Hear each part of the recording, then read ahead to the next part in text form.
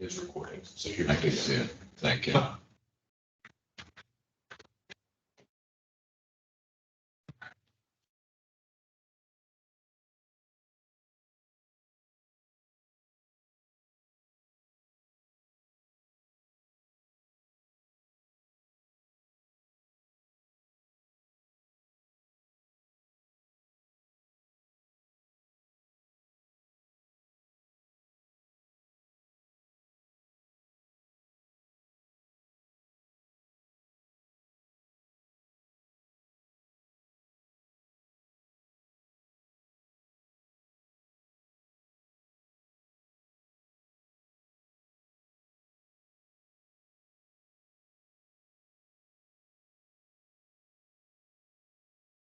Okay, good morning, folks. This is George Spees at the Pennsylvania Office of Open Records. We appreciate your patience as we work out some technical issues with some new hardware and software that's been installed in the office here. We apologize. But you're here this morning to learn about basics of the right to know law. So let me go through a couple preliminaries and then we'll dive into the subject matter. First, if you've ever attended one of these before, or maybe you're new, essentially, this is a PowerPoint presentation with me talking in the background. The PowerPoints that we use for these sessions, all of our PowerPoints for training, you can find on our website. Go over to the training tab and scroll down and you'll find them there. You're welcome to use them as you deem necessary. Maybe you have a colleague who wasn't able to attend this morning.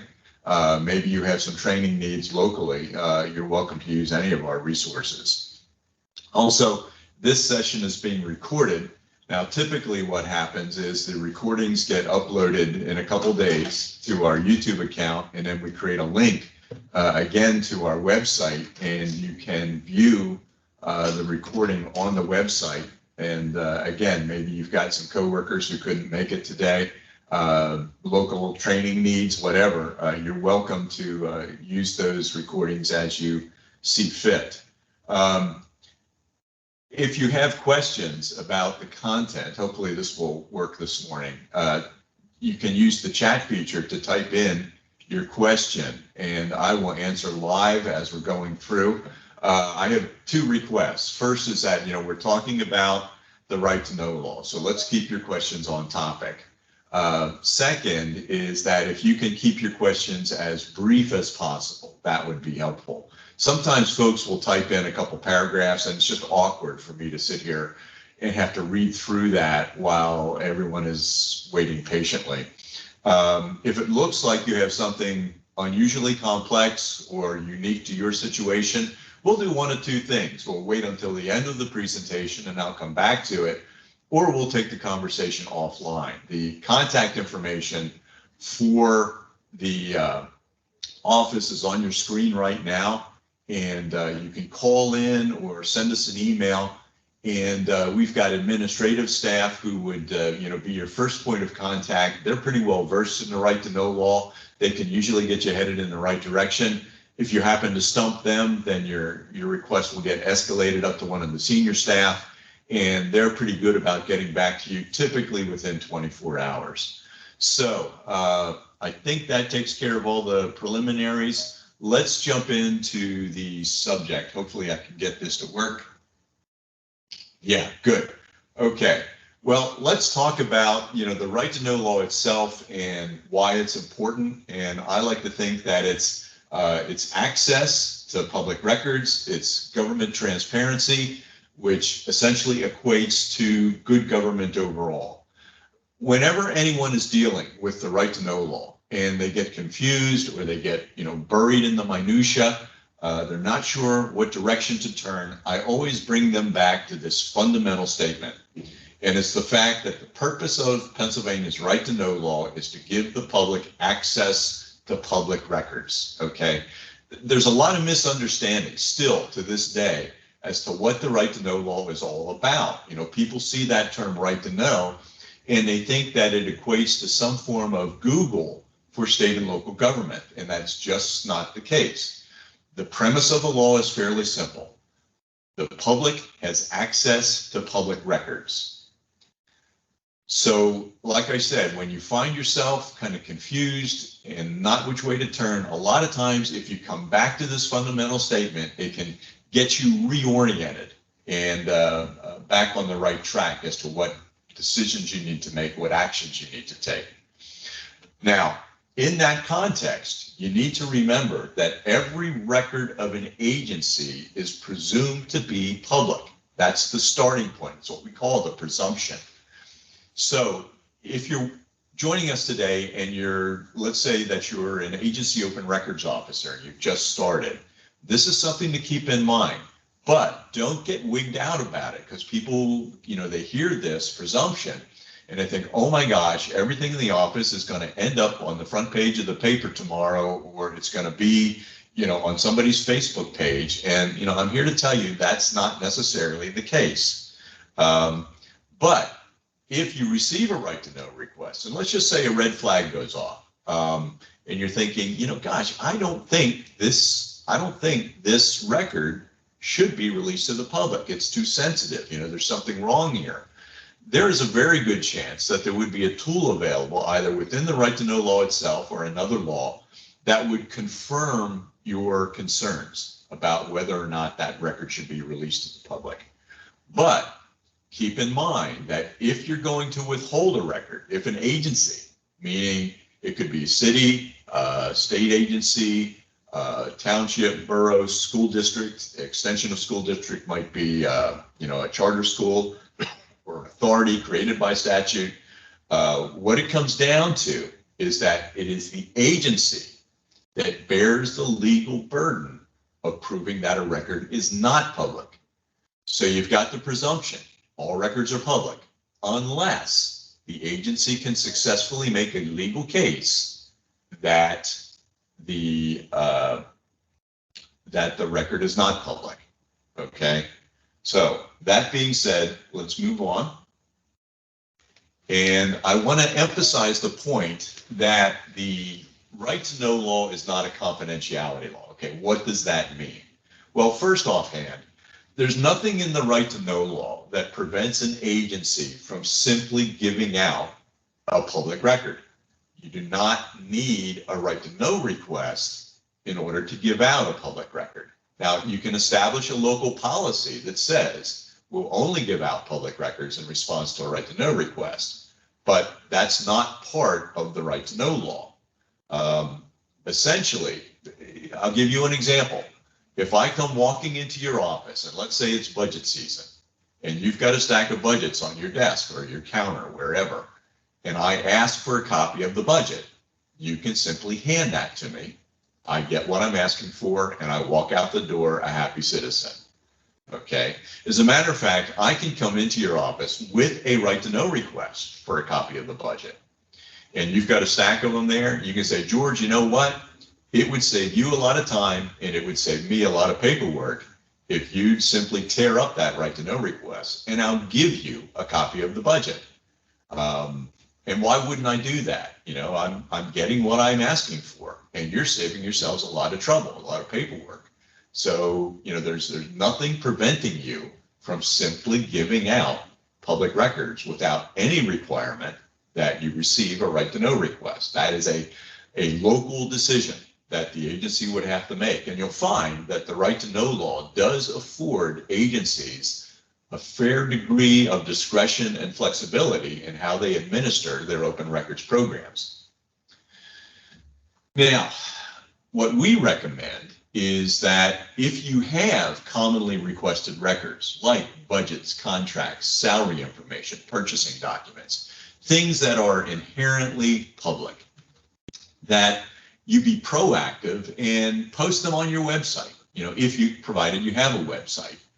That way, when you receive a right to know request for one of those records again, your response can be, that's on our website, here's the link to the website.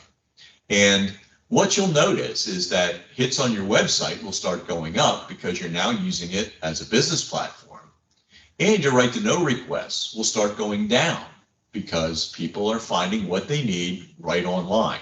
And, folks would much rather sit in the comfort of their family room on their home computer to find the records that they need, as opposed to maybe having to take an afternoon off from work, come down to Borough Hall, file a right to know request, and then potentially wait 35 days before they get the record that they need right away. So it really works out if you can be proactive in putting these inherently public records out there on your website. It's just good government, and it's what people expect nowadays. We realize that maybe you don't have the resources to do that, but many of the agencies that do are finding that they're saving themselves a lot of work in the long run by being proactive with these inherently public documents.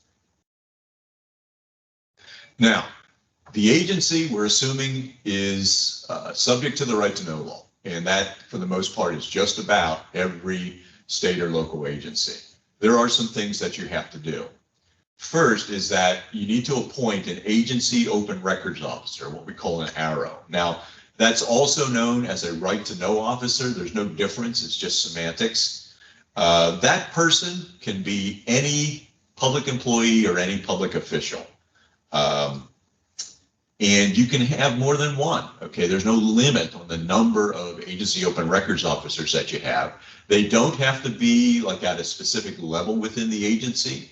It could be the mayor, it could be the district superintendent, it could be the nice lady who you meet when you walk in the front door, who's sitting at the counter.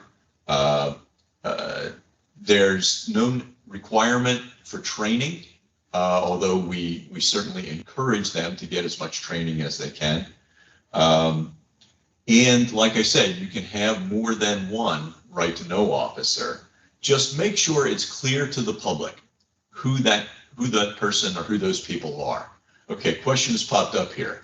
Hey, Walt, does an agency have to refer the person to the info they are looking for that is on the web? Yeah, how specific do you need to be? The law is silent on that, but I would recommend try to be as specific as possible when you provide them with the link to the record that's online, so that, if you do have an exhaustive website, they can find that record fairly easily, and they're not, sometimes, websites can be confusing to navigate. So the more help you can give to the public in finding the record that they're looking for, I think the better, and that will save you work in the long run. Jihad, does the agency have to update information on the website? Well, there's no requirement within the right to know law other than if they have a website, they have to have right to know information posted on that website. And we recognize a lot of times with right to know information, it's usually the contact information for the agency open records officer is where we run into problems, because people move on, they retire, they get promoted, and then the website isn't updated. There's no legal there's no legal sanctions for an agency that hasn't updated their website, but oftentimes we'll get a call here and we'll reach out to that agency and ask them to update their website accordingly because a member of the public has expressed a concern over outdated information. Okay, good questions, keep them coming. Now, agencies can also come up with their own local regulations. Like I said, that flexibility that the law affords them, as long as those regulations and practices are not in conflict with the right to know law or any of the policies of the Office of Open Records. Okay, you're thinking, what does this mean? Well, I'll give you a quick example. Within the right to know law, and I'm paraphrasing, but basically there's a statement that says, agencies may accept anonymous requests. In Pennsylvania, there's another law. It's called the Statutory Construction Act. And because that word may is in the right to know law, it also means may not, who figured? But what that means essentially is that agencies may accept anonymous requests, or they can pass a policy or adhere to a practice that says we will not accept anonymous requests. We'll only accept requests where the person has identified themselves. Okay, and that is completely legal based on the language in these two laws. And it's been upheld in case law related to the right to know law. But that would be an example of a local policy. that the agency has adopted relative to its open records program. You can come up with your own form, and many agencies do. They like to have their seal at the top, perhaps contact information for the open records officer, and the like. So you can have your own form, but you also must accept the state form, which is on our website. There's not necessarily anything special about it, but if someone were to mail you a copy of that form or come walking in the office with it, you must accept that right to know form. And if you're thinking, well, can we require that a person use one of the two forms? Yes, you can. Okay, now our office will accept a right to know form on a letter. We've accepted them on the back of napkins, for as a matter of fact. But if you would want to require that a person submit a right to know request on one of the approved forms, you can do that as one of those local policies. And then finally, we ask that you let us know here at the Office of Open Records who your arrows are. And it's kind of what we were talking about in response to Walt's questions, in response to Jihad's question about your website being up to date. We keep a database on our website that anyone can access of agency open records officers. But for the most part, it's a voluntary system. We rely on the agencies to keep it updated. So one of the takeaways today, if you're here from an agency, is check out our website, check your contact information out. And if it's not up to date, there's a form there for you to fill out, email it to us, we'll verify it, and then we'll update the database. And this is important because the public uses it as a point of contact, finding out who do I give this form to. Plus, we use it here at the Office of Open Records. If we have an appeal filed against your agency, this would be the person that we reach out to. And if it could create a delay that could potentially abrogate the agency's ability to defend itself legally because your contact information isn't accurate. Okay, so you want to be careful about that. Can you have supplemental pages attached to the right to know form if you need additional space for the request? Yes, you can. There's nothing preventing you. And you raise an excellent issue. The more specific you can be with what you're seeking, the better. Plus, you're getting ahead of me a little bit, but I think that your question raises an excellent point. Communication is the key. And there is nothing preventing an agency and a requester from talking to each other, whether it be through email exchanges, a phone call, or face-to-face. Okay, you can do that. What about requiring the requester to provide their address so that we can determine if they're in the U.S. and thus eligible? Okay, you raise a good point in that in the right to know law, a requester is defined as a resident of the United States. So occasionally this issue comes up. Well, how do we prove that they're a requester? And, the natural response is, well, we'll require them to give us their mailing address. There is case law that speaks to this point, though, and I forget the specific citation. But what it comes down to is that an email address is considered sufficient for the requester because that part of the law simply states that the requester will provide an address. You have to look at it in context because that part of the law is speaking about the exchange that takes place with a requester and the agency. And in context, it basically means you have to give us an address so we know where to send the response to. So an email address is defined as adequate for an address. Now it comes back to your question with the issue of how do we know that the person is a United States resident? And I can tell you that to my knowledge, it has never been litigated. Okay, this issue just always seems to work itself out. And it's it's a non-issue. Now, previously when I worked full-time at the Office of Open Records, I was also the Open Records officer. And we would occasionally get emails where you could tell from the suffix that it was not from the United States, it was from another country. Usually it was a request for government information that was legitimate. You know, it may have been someone who previously lived in Pennsylvania and they needed some forms to establish their history of residency or something like that. We usually responded to those requests because they were infrequent and it really wasn't that difficult to provide them with the records that they needed if we could help out.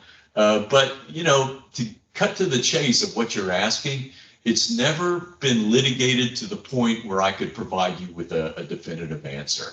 And I think if you were to require that the person provided you or provides you with a physical address, as the law stands now, you're going to run into some trouble, because if they give you an email address, that is sufficient as far as the law is concerned. Okay, hopefully that answers your question and what you were intimating at. Okay. All right, asking because we received recurring requests from the company and was later determined they only have offices in Ireland and Canada. Okay, well, maybe you want to pursue that. You know, if they haven't been able to establish a United States address, that they are in fact a resident. And I do want to point out that if they are a corporation, that is considered a person in Pennsylvania. Okay, because you mentioned company. But you know, if you think it's worth pursuing, that's up to you. That's your decision. Because they are a company, that kind of adds some new stuff in there, but something to keep in mind. All right, Hopewell, what if they're electronic? You're getting ahead of me. Yeah, I realize everybody gets a break today because of the circumstances, but I'll get to that. Okay, but most, if they fill out a right to know form for it, it has their address on it. Again, they don't necessarily have to put the physical address on it. If you have an email address, the law considers that to be sufficient. Okay, getting back to the slide, and I think I can walk around now with this new technology because there's microphones all around the room. That's pretty cool. Okay, let's move forward. The law also requires that you have postings, okay? This would be physical postings in your business offices. And also, if you have a website, you're not required to have a website, but if you have a website, you also have to have postings about the right to know law.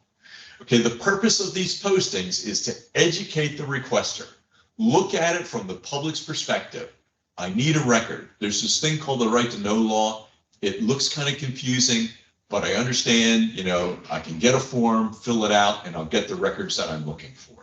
Okay, but you need to fill in the blanks here from the agency. Educate the requester on how the process works. What are these local requirements that we have? You know, how much do you think this is going to cost me? Who is the person that I give this to?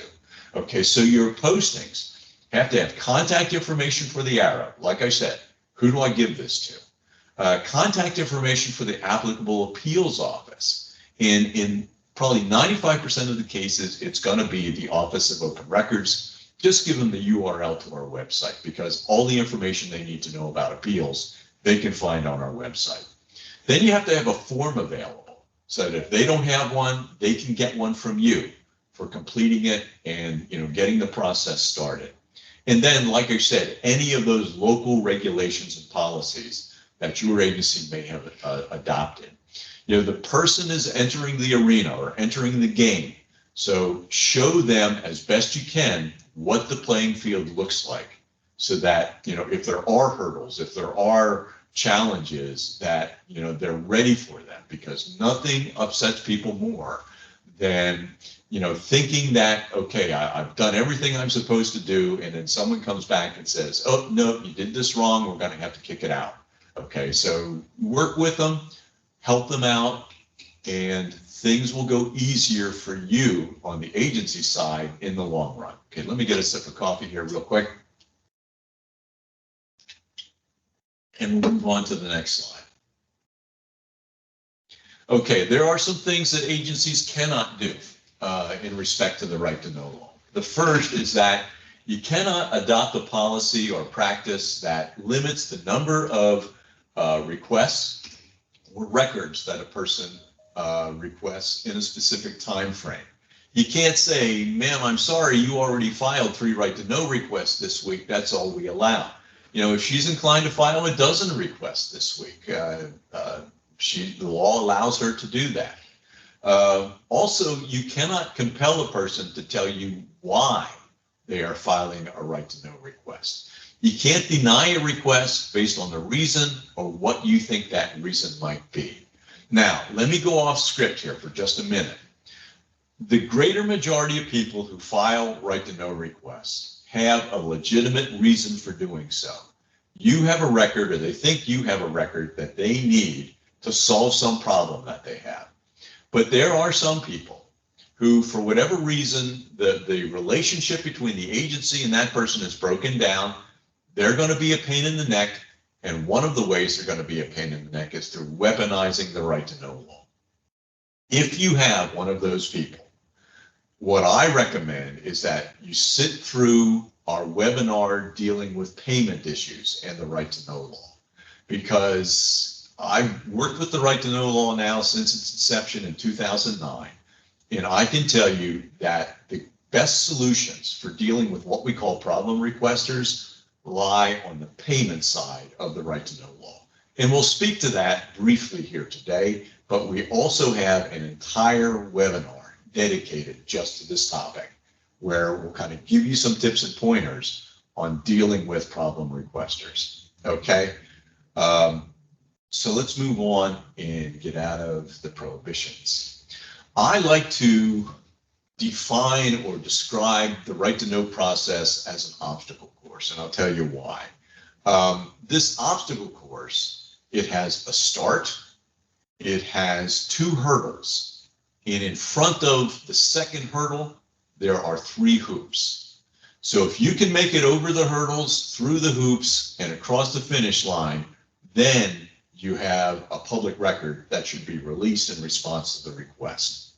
Okay, so let's kind of work our way through this. First is that you've got deadlines, and they're kind of like time standards that, if you want to race this course, you have to at least meet a time standard before we'll let you participate. So the deadlines are what I call hard deadlines, okay? There's no wiggle room in the right to know law. And this is because, it's explicit in the law itself, and there's case law all the way down from the Pennsylvania Supreme Court that says, look, these deadlines mean something. So, if you miss them, depending on whether you're a member of the public or an agency, things could go south really quick if you miss a deadline. So the deadlines that agencies need to be concerned about, let's go ahead and talk about some of these. The first one is that when the request is received by the agency open records officer, the agency has 5 of its business days in which to provide an initial response. Okay, a lot to unpack there. First, it's 5 of your business days. Now, a business day would not be Saturday, Sunday. It would not be a holiday. It would not be like an emergency weather closing. Okay, those would not count as business days. Now, what if you're not a 5, Monday through Friday operation?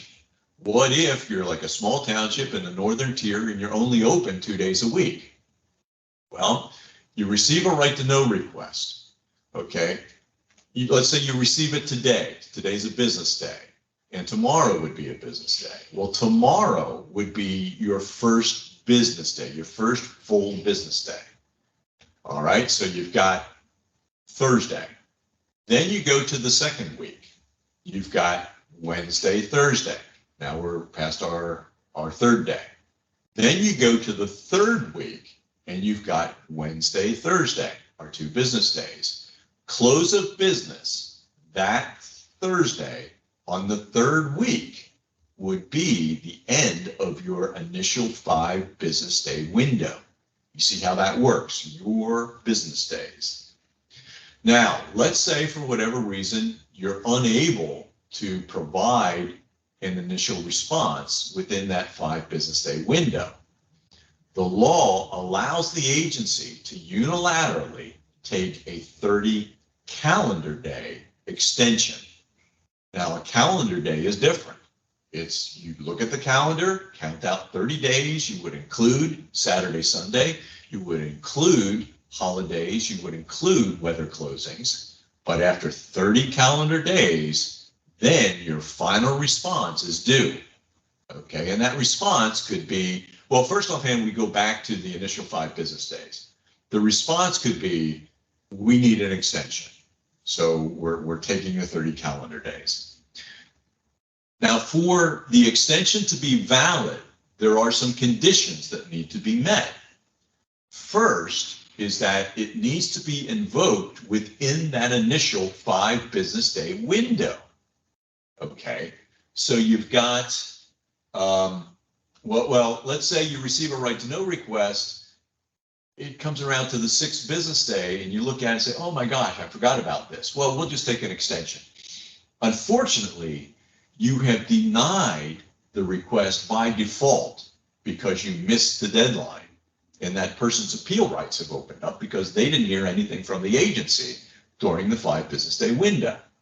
Okay, so you've kind of missed that opportunity to respond.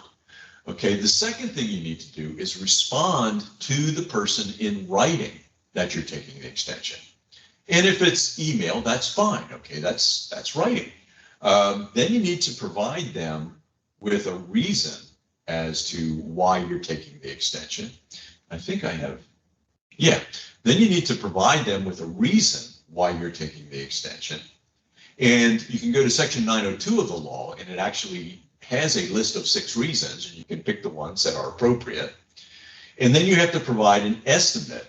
I'm sorry, you have to give a date as to when they can expect the final response. That's usually on the 30th day of the extension. And then an estimate of costs that they can expect to incur. And it is just an estimate, it's not a hard quote. Okay, so you've got the 5 business days, and then you have the 30 calendar days tacked on to the end of those 5 business days. Hopefully that makes sense to you. Okay, so we come up on the first hurdle. Oh, does the business day start the day you send the email? Okay, I'm assuming you're asking this as a requester. It does not. Okay, first offhand, the first business day is when the request is received by the agency open records officer. So if they happen to be on vacation or out of the office, it's when they receive it. And it's the first full business day. So Jihad, if you were to send me the request today, it would not count. Tomorrow, which is the first full business day, would be that day. And you raise a very good point in that if there is some delay as a result of the agency open records officer not receiving it right away, that should be communicated to the requester so that everybody's on the same page as far as these deadlines are concerned, okay? And again, communication is good, okay? Communication saves everybody a lot of headaches and a lot of work. So if there is a delay, like let's say our arrow is on vacation, they won't be back till next week, that's when the clock starts ticking. Let the requester know that, okay, so that there's no misunderstandings. Another question, if a right to know request comes in on a Saturday when we are not open, then would Monday or Tuesday be the first day? Well, yeah, like I said, if you're a Monday through Friday operation, you receive a request on a Saturday, that's not a business day. It's your business days, okay?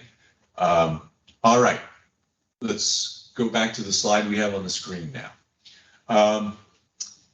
We're at the first hurdle, and to make it over this hurdle, we need to answer a question. That question is the person asking for a record? Okay, now that seems rather obvious, okay? Why wouldn't they be asking for a record? Well, it turns out that in most offices, whether it be government or not, it's not unusual to generate communications with other staff, with the public or whomever, that are not considered records relative to the right to know law. I like to tell people that if you want to truly understand the law, look at the definition section, and the right to know law is no exception. There may be, and you know, from my perspective, the right to know law is fairly easy to understand. It's written in English. It's not necessarily a confusing law. It's not that big, but yet there are still some parts that can be confusing until you go read the definitions. Okay, and sure enough, there's a definition of a record in the right to know law, and it's, you know, it's any information regardless of its physical form or character that documents a transaction or activity of an agency and is, et cetera, et cetera. Okay, let me kind of unpack that into English for you. The key phrases highlighted: documents a transaction or activity of an agency. That means in order for it to be a record, it has to be about the work of the agency. Okay, now you're thinking, why wouldn't it be? Well, let's say I send an email to one of my coworkers. Hey, did you hear about the new restaurant that's opened up downtown? Let's go to lunch tomorrow. Okay, that has nothing to do with the Office of Open Records. What's another one? Okay, what do you think of, what trade should we expect the Eagles to make to, you know, move further on into the playoffs next year? Well, I've got some ideas on that, but, you know, I might send that to a coworker, okay, and see what they say. Again, nothing to do with the business of our office, but yet it wouldn't be unusual to find a communication like that. Or I send a text using my government-issued cell phone home that says, I'm gonna stop and pick up a gallon of milk on the way home tonight, all right? Again, all these things that are not unusual, but because they do not deal with the business of the office, with our mission, with the day-to-day operations, they do not rise to the definition of a record. Therefore, they don't make it over that first hurdle, and they're off the obstacle course, okay? No one's going to get them because they're not even considered records as far as the right to know law is concerned, okay? Now, let me kind of change this around a little bit just for the good of the order. Let's say that I'm using my personal cell phone and I send a text to one of my coworkers saying, hey, when I get back to the office, I'm going to need a copy of this file so that I can take a look at the response we're going to send out relative to this inquiry. Okay, now that is documenting a transaction or activity of the agency. The fact that I used my personal cell phone and my personal text account is not germane, and it in no way relieves me of having to disclose that record. Okay, it's not how the record is created, not where the record is stored, but rather it is the content of the message that determines whether or not it's a record. Now, there is absolutely nothing illegal with using my personal cell phone in order to conduct agency business, or my personal email account, or my personal computer. I can do that. It's just that it kind of makes things a little uncomfortable. And there is case law going all the way back to 2010 that essentially the court said you cannot use private devices and private accounts to hide the public's business. Okay, just so that you're aware of that.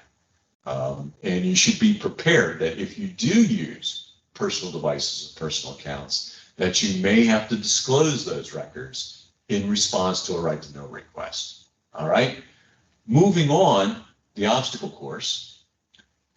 We're now approaching the second hurdle, okay? And we've got these three hoops in front of the hurdle, though, that we have to make it through before we can jump over the hurdle. And the purpose of the hurdle is to determine now, is it a public record? Remember, the first hurdle was this, is it a record? Now we're up to, is it a public record? So the hoops that we have to go through, first one is we have to answer a question. Are there any exemptions that apply? And if so, are we going to invoke them? Okay, what's an exemption? Well, you go to section 708B of the Right to Know law, and it lists 30 exemptions. An exemption is a definition of a record that allows the agency to withhold them if they choose to. And in defining the type of record, it covers an incredibly broad scope of records. And typically when you look at these exemptions, you're going to think, well, yeah, we would never give something like that out. That should be withheld. So some examples. For instance, there's an exemption that says, and again, I'm paraphrasing, any record that if we were to give it out would put someone in physical harm. Another one, any record that if we gave it out would put our computer systems at risk, or it would put our building at risk. Another one deals with personal health records for employees. There's one that deals with minors, that we wouldn't give out any information that would divulge the address of a minor. There's one that says we won't give out home addresses of police officers. Okay, all stuff that makes common sense, that you would not give out these records. Okay, so you could invoke one of these exemptions as your legal basis for not giving out the record. Okay, you're meeting your legal burden. So that's what an exemption is. But let's say that number one, maybe there is no exemption that covers the type of record that's being requested. Okay, or maybe there is, but we're choosing not to invoke it.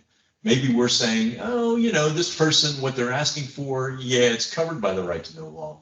But the Right to Know law, remember, it's not a confidentiality law. So we're not going to invoke it. We'll go ahead and give this information out. Maybe it is the new mayor's college transcript. Okay, there is an exemption in the Right to Know law that says you can withhold a college transcript. Okay, but what if you receive a Right to Know request and the mayor says, oh, I don't care, you can give it out. I got a 4.0 in college, I'm proud of that. So you can choose to give out the college transcript if you want. The Right to Know law allows you to give it out, even if there's an exemption. Okay, so we've got that. Okay, but let's move on now. The second hoop is, are there any federal or state statutes or a judge's order that make these records non-public? Okay, let's say you've got a Right to Know request that's asking for a record that you don't find it in any of the exemptions, but there's another law that says, oh, you don't give these records out. Trying to come up with an example. Okay, here's one. In Pennsylvania, law enforcement agencies need to be familiar with a law called CREA, the Criminal History Records Information Act. Okay, CREA defines a body of records that can only be shared in the law enforcement community. You cannot give them out to the public. One of the types of records that's defined in CREA is called criminal intelligence information. Now, if you go to the Right to Know law, you don't find anything about criminal intelligence. Criminal investigations, yes. Criminal intelligence, no. So according to the Right to Know law, I can't withhold this file folder that we have on suspected gang activity in the city. But if I go to CREA, CREA is specific in saying you do not give out criminal intelligence information.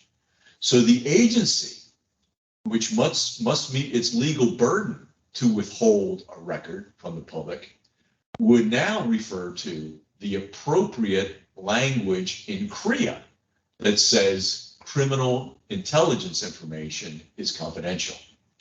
And usually these other laws do not give you the discretion that the Right to Know law has when it comes to whether or not you can give it out. These other laws basically say you shall not give out these records. And CREA is a good example where if you do, there could be sanctions against the agency for giving out a record that it otherwise is not entitled to. Okay, so you need to be familiar with these other confidentiality laws. And it so happens we have a webinar that deals with these, and you might want to sit through that one of these days when we present it. Okay, so the second hoop is you're answering the question, are there any federal or state statutes that make these records non-public? If there is, it's off the obstacle course. Okay, you don't make it through the hoop, you don't make it over the hurdle. It's off the course, requested denied. Then we come up to the third hoop. And here we have to answer the question, is the record protected by privilege? For our purposes, this is attorney-client privilege. And attorney-client privilege covers any record of a sensitive nature that would be exchanged between an attorney and their client. Usually, for our purposes, it's the solicitor or chief counsel and the board or the leadership of the agency. Okay, so it could be, a memo, it could be an email, in some cases it could be an invoice. Okay, if it's protected by attorney-client privilege, again, it doesn't make it through the third hoop. It's off the obstacle course, can't make it over the hurdle. Therefore, it's not a public record. We're denying the request.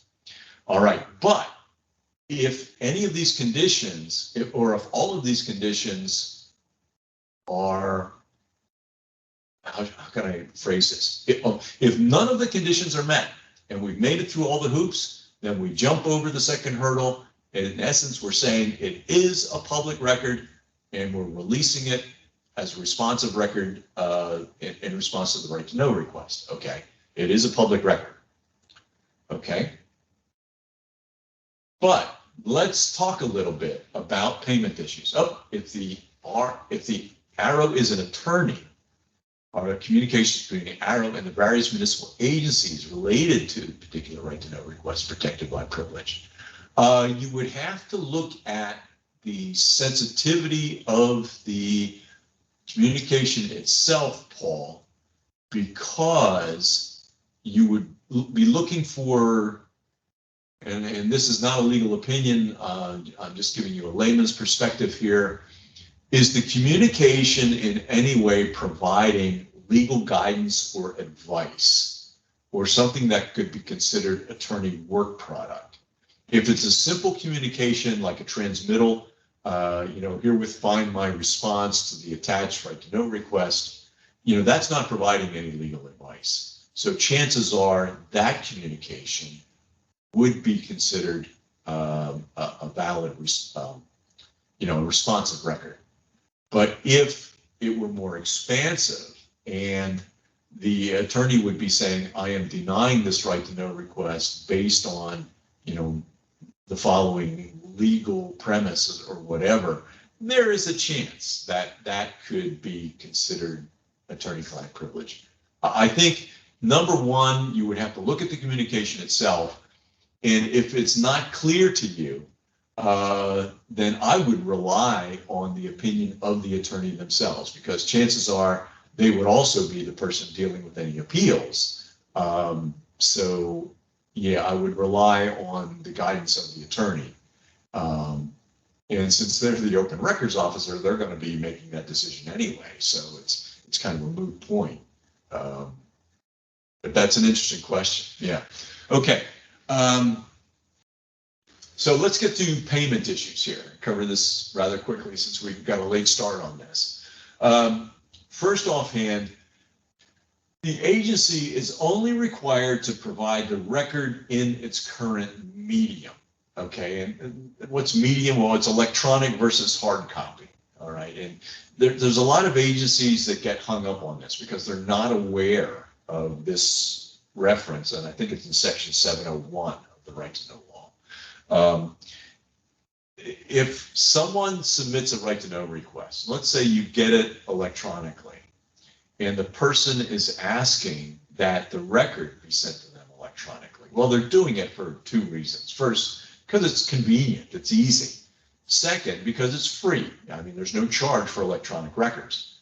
But if the agency doesn't have that record in electronic medium, let's say if they only have it in hard copy, the agency is not obligated to scan the record in. They don't have to do that, okay? Because this phrase, you only provide the record in its current medium. And to scan it in, you would be converting it from hard copy to electronic, so you don't have to do that. Okay. Now let's say that you do have an electronic medium. Well, you would provide it electronically, but then you cannot charge for electronic records. Now, there's also the provision that someone can come in and inspect the records, okay? That you can request copies or you can request to inspect the records. And I should mention that if that occurs, the agency's in the driver's seat as to when that occurs, okay? When during normal business hours, it's convenient for the person to come in and the agency allows the inspection to take place. Now, if they happen to bring in a cell phone and take a picture of that public record, they're allowed to do that, okay? And that's supported by case law. Okay, and as a matter of fact, they can bring in their own scanner and make copies as long as it's, it's not in the way, as long as it doesn't get in the way of office operations. You cannot charge for labor. You cannot charge for redactions. You cannot charge for any sort of legal review. That's simply considered the cost of doing business for government. You can only charge actual costs, like postage or something like that. Okay, question has popped up here going back to the applicant only providing their email. Our records are paper, so would we have to make them electronic without charging? No, that would only apply in the case where you're providing or you're transmitting electronic records to them electronically. Okay, if they're requesting paper records, they have two options. One is that you have to mail them, okay? So then they have to provide you with, a valid physical address. And it could be a post office box. Or they can come in and pick them up. Okay, people in the community may start to abuse this if they know they only provide email and no address, not to be charged 25% a sheet. Okay, you're saying they may start to abuse it. I would not take definitive action based upon a premise, okay? There's all sorts of, and when you've worked with the right to know law as long as I have, you learn the ins and outs, the shortcuts, and the way you can potentially abuse the system. But just because it's there doesn't mean people are necessarily going to, all of a sudden the floodgates are going to open and people are going to start abusing the law, okay? Don't create scenarios in your mind where you think people can potentially abuse the law and take action to avoid, what never may happen. All right, the law is the law. If all they provide is an email address, and your response is to send records to that email address, the law supports that. Okay. Moving on, is the requester allowed to take a picture of an engineered building plan? It's going to depend whether or not those building plans are copyright protected or not. At face value, if the building plan, oh boy, you raise all kinds of issues here. Under the Uniform Construction Code, building plans are considered confidential. So I'm going to say no. They cannot take a picture of a building plan because it's not a public record. That's the first one. The second is that, let's say for whatever reason you would determine it's a public record, then you would look at, is it copyright protected? If it's copyright, then they can't have a picture. Again, that's based on the language of another law. So yeah, my initial answer is no, based on the Uniform Construction Code. Again, you want to sit in, Tracy, on that other webinar that we have about laws that protect information. And I covered the Uniform Construction Code there in greater detail. But yeah, I think we've kind of answered that. You're welcome. Okay, moving on. More payment issues. I've kind of hinted at this, no surprises. What I mean is that talk to each other, okay? If there's any questions, let's say you're a right to know officer and you get a request and it's a little unclear what the person's asking for, pick up the phone, give them a call, say, hey, I'm a little unclear here. What is it exactly that you're looking for? Also from the, we had the question about attaching addendums to a right to know request. If it helps further explain what you're looking for, go for it, okay? The more information you can provide, the easier it's going to be for everybody, hopefully. So, there's nothing in the right to know law that prevents people from talking to each other. So use that, okay? Take advantage of it. Now, payment issues, contact the requester with an estimate before the work starts. Again, misunderstanding about the right to know law. Some people think it's free. All right, so you get a right to know request, do a quick estimate, then give them a call or send them an email. Hey, we think this is going to cost about $30. Are you okay with that? Some people are going to balk at it. They're going to say, no, I'm withdrawing my request. I misunderstood. I thought all this was free. Other people are going to say, yeah, that's kind of what I figured. Let's go ahead and proceed. Now, typically what happens is there's a mutual exchange. But the law, and again, I'm paraphrasing, it says records are provided upon payment. That means the person pays first, then they get the records.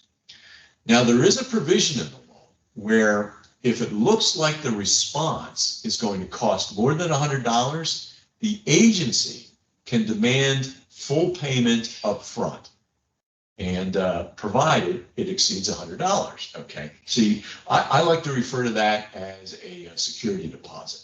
You get the check, you hold on to it, and then once everything is settled, the exact amount, then you settle up, whether it's a little more or a little less, okay?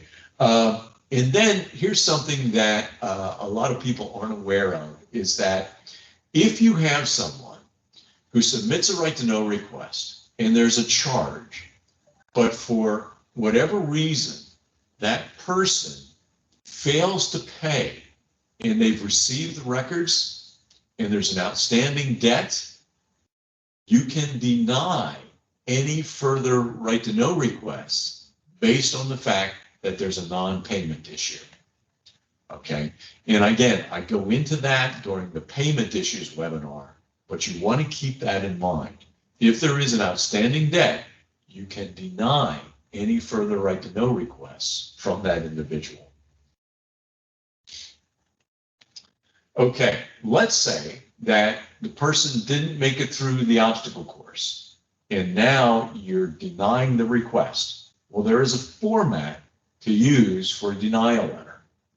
The first is that you describe the records that the person is requesting. And you're thinking, well, that seems like a no-brainer. But sometimes you get a right to know request and it's written by a person, they're not an attorney, but they play one on TV. And it's really hard to understand exactly what they're looking for. So you put it in your own words, okay? We understand, or it's our understanding that these are the records you're requesting, okay? And then you describe them. Then you give the legal and factual grounds for why you are denying access to these records. Remember at the beginning where I said it is the agency that bears the burden. This is where the rubber hits the road, okay? This is where you cite, okay? These records, if we were to give them out, would create a true and actual physical hazard for this individual. So we're denying access based on this exemption within the right to know law, and you would refer to the specific exemption. Or you would refer to the other law that has the language in it that you're relying on for your legal case, okay, regardless of what that law may be. And then you put the date of the response. This is important because of these deadlines built into the right to know law. And if there is there's an appeal window that now opens based on the date of the response. Okay, and it's 15 calendar days, but I'm going to talk about that next slide. And then the procedure for filing an appeal if they disagree with your denial. The procedure typically is the person has 15 business days to file an appeal with the Pennsylvania Office of Open Records. So let's talk about that now real quick. And the 15 business days moves from the agency to the Office of Open Records. Now, the Office of Open Records, we're an independent office, but we are considered a state agency, so we follow the state's calendar. But it's, typically Monday through Friday, no state holidays, no emergency closings, okay, 15 business days. And I recommend that you use the URL, the website address for the Office of Open Records, because that's the easiest way for a person to file an appeal. They can file it right on the website. That feeds into the docketing system, and that's how the appeals officers access everything that they need. Okay. Questions popped up. If an applicant files a right to know, but it is the wrong agency. Yeah, this happens all the time, a misdirected request. The law does require that if an agency receives a misdirected request, you do your best to get the person started in the right direction. You respond back to them saying, we got this request, we don't have these records, but we think this agency does, here's their contact information. And you do your best to steer them in the right direction. Okay. If you have no idea where they would find these records, and that happens periodically, then you just tell them, we don't have these records. We think you sent it to the wrong office. Unfortunately, we don't know who you would send it to. And then you need to put in language that if you interpret this as a denial, here are your appeal rights. Here at the Office of Open Records, believe it or not, I think the latest statistic is 93% of the right to know requests that are received here are misdirected. But every one of those requests gets a response, and usually it's directing them to the correct office.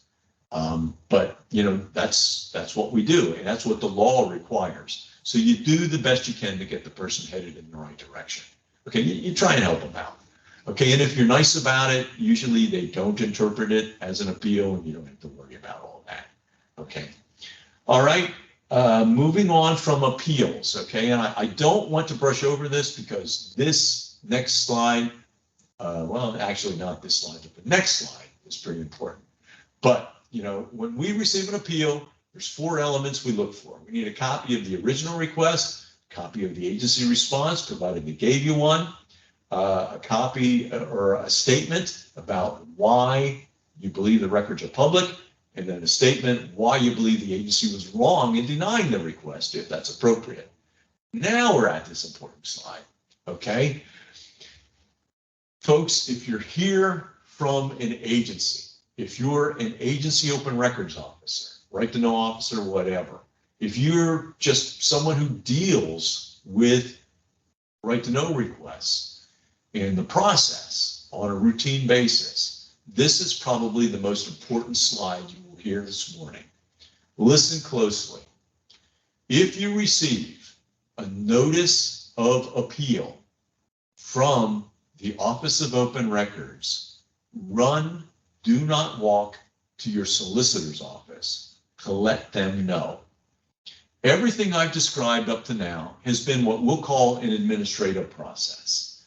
At this point, when an appeal is filed, the Office of Open Records has been defined by the State Supreme Court of Pennsylvania as an independent quasi-judicial tribunal. Yeah, it's a mouthful, but basically they're saying we're a court, and everything we do from this point on is a legal matter.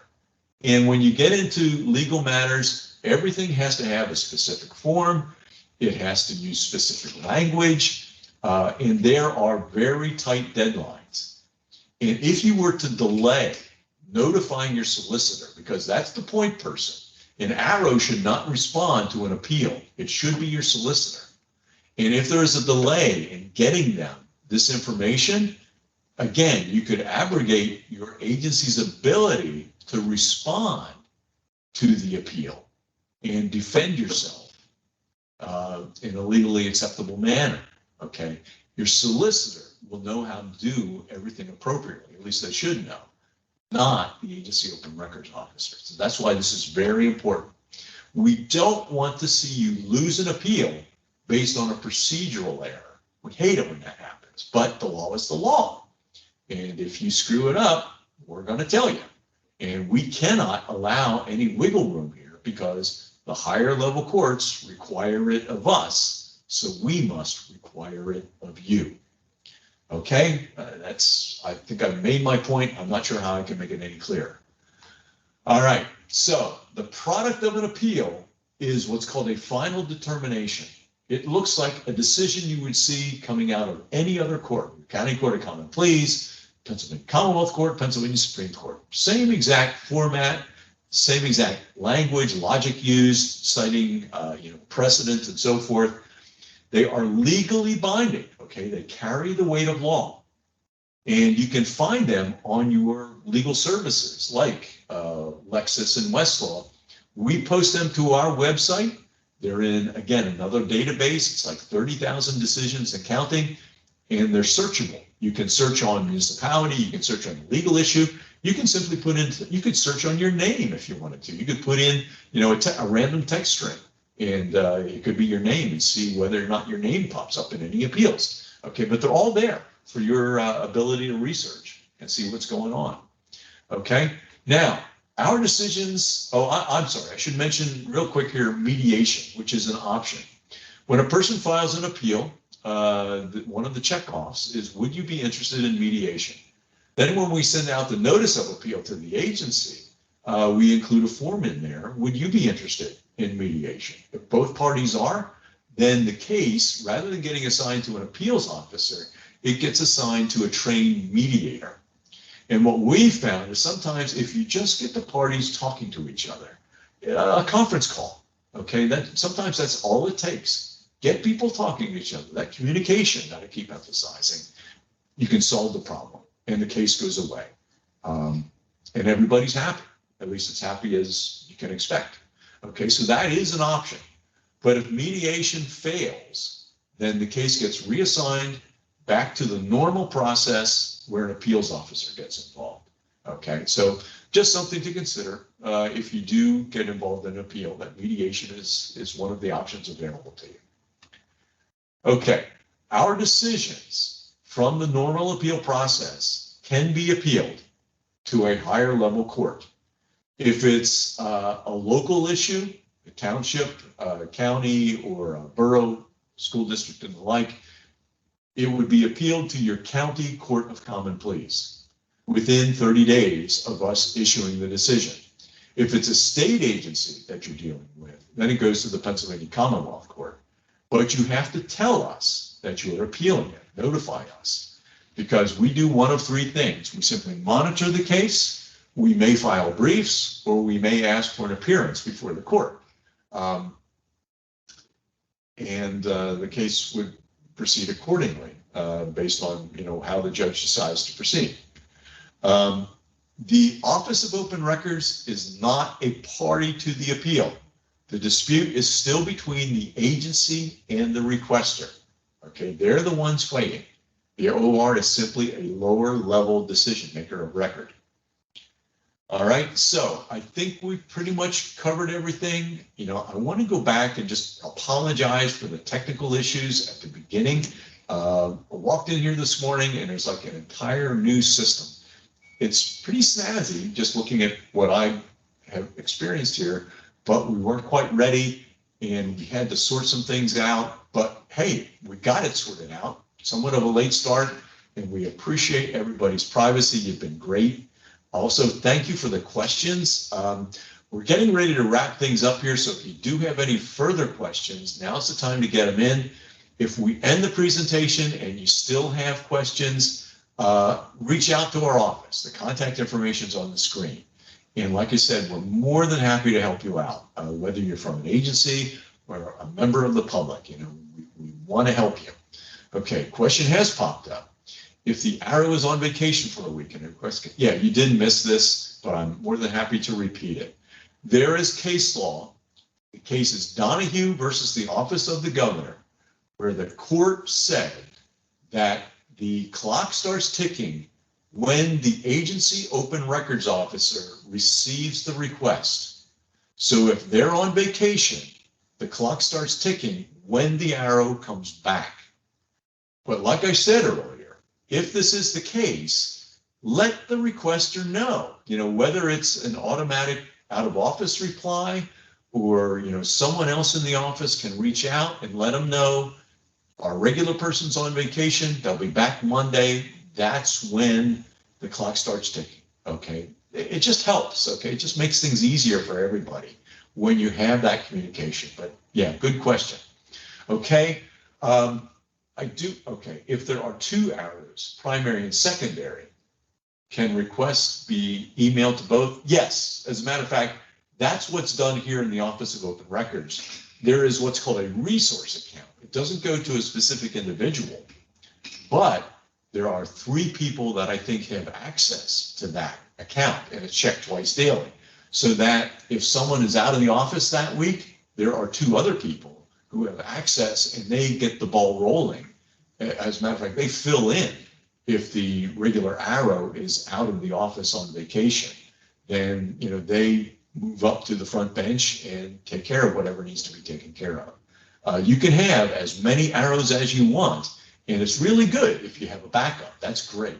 But we recognize, there's a lot of smaller agencies where, you only have one person, and that person may be part-time. So if they're out of the office, you got nothing. You got to wait for them to come back. And that's just the realities of dealing with, small towns. And, they do the best they can with what they got. But if you can have a backup, again, that's wonderful. Okay, good question. Okay, so as we're wrapping up here, this final slide just deals with the resources that are available to you. Take a look at this website. If you've participated in another website or another webinar, here it comes. This is simply the best government website you will ever encounter.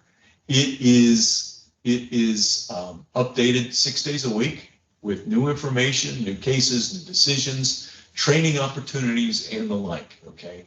Anything you want to know about government transparency, you're going to find on this website. So take a look at it. Guides for citizens, guides for agencies, guides for law enforcement, and the like. Do you have to be an arrow to do the right to know requests? The right to know officer, the arrow, is the person legally charged with receiving, processing, and responding to the right to know requests. So I'm going to say legally, the answer is yes, although you can have other people helping you with the requests, okay? If that makes sense. I mean, we all know how offices are organized, people helping each other out and so forth. But the right to know officer should be the one signing off on it. And if it gets to the level of appeal and there's any questions about how the responses were put together, it's the right to know officer who's going to be held accountable. So, I think that makes sense and, how you would work it out realistically within an office setting. Yes, it is a very good website. You betcha. And we got people working on it round the clock. So we're very proud of that. And it's one of our goals to keep it the very best government website. Okay, so again, I want to thank you all for your participation and your patience here today. I think we've had a good session. I can tell that because we've had a lot of good questions. And that just tells me that, people are paying attention and you're on top of your game. So again, thank you. We'll have another webinar in 2 weeks. We'll have an opportunity before then to kind of sort out how this snazzy new system works, and we'll get all the bells and whistles plugged in, and hopefully we'll have a good session in 2 weeks. So thank you, and take care, folks. I'm signing off now.